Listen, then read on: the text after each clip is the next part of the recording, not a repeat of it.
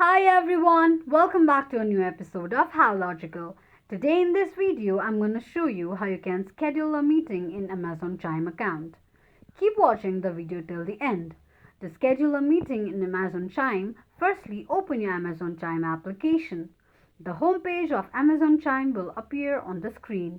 Click on Schedule option just below Instant. Tap on Schedule at the top right corner of the screen.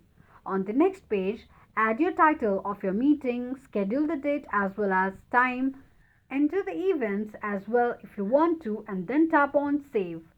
This is how you can schedule a meeting in Amazon Chime account quickly and easily just in few steps.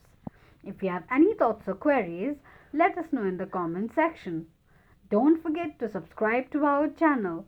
Also, press the notification bell icon so that YouTube will notify you whenever we post a new video. I hope this video was helpful to you. If it was, go ahead and give us a thumbs up. Thank you so much for watching.